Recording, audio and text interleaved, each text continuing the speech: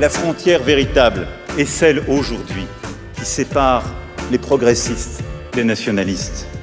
Il y a toute une école d'historiens qui a entrepris de déconstruire l'histoire de France pour légitimer le pouvoir d'une minorité blanche, masculine, voyez. Alors même si on n'est pas un facho, un islamophobe, un antisémite, un raciste, un sexiste, même si on n'est pas tout ça, on est quand même presque tous et toutes l'oppresseur ou l'oppresseur de quelqu'un.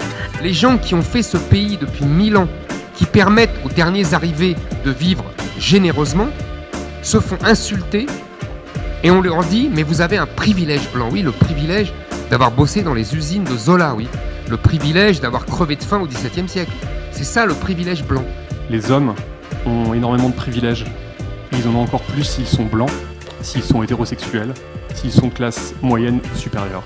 En tant que mâle blanc, vous ne pouvez pas comprendre X, Y, Z. Et donc c'est une accusation déjà. C'est-à-dire que je t'ai déjà exclu du débat en disant ça.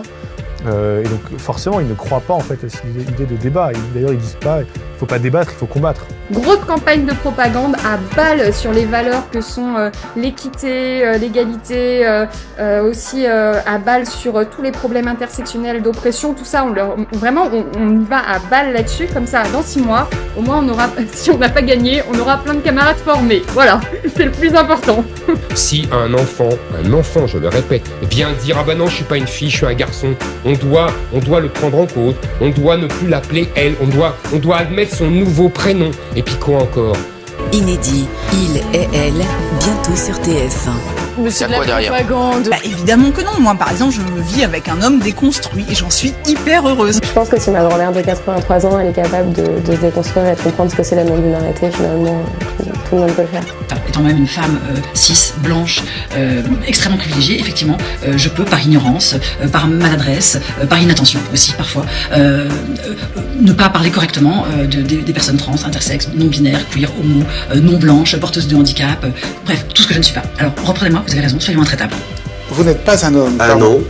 Non, je sais pas ce qui vous fait dire que je suis un homme, mais je ne suis pas un homme. Mais voyons. On remet en place en fait un monde dont on voulait sortir. On voit des gens qui, par exemple, disent à Kamala Harris, donc la vice-présidente, qu'elle est une traître à sa race parce qu'elle a épousé un avocat blanc. Effectivement, il y a un problème parce que quand les gens comme vous, chantent des chansons de haine, des chansons misogynes, des chansons homophobes, tous les féministes et les progressistes qu'il y a ici ne trouvent rien à dire. Pourquoi ? De ce que tu connais pas. Pourquoi ?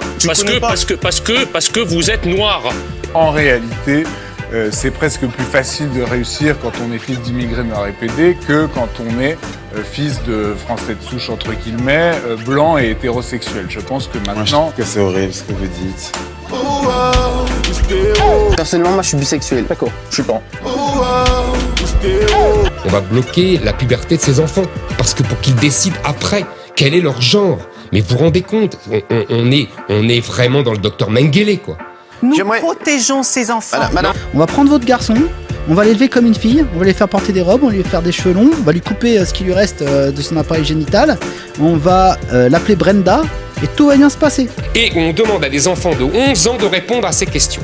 Ce que je fais, pratique sexuelle, masturbation, pénétration buccale, pénétration anale, pénétration vaginale, il faut arrêter de tomber et de se soumettre aux injonctions abominables des militants LGBT. Est-ce que l'humanité va évoluer au point qu'un jour les troubles, ça pourra former la nouvelle cellule, ou est-ce que se marier entre eux. Ou est-ce que c'est un truc qui voilà. L'idée c'est de faire progresser le monde, quoi. Jusqu'à peut-être le changer.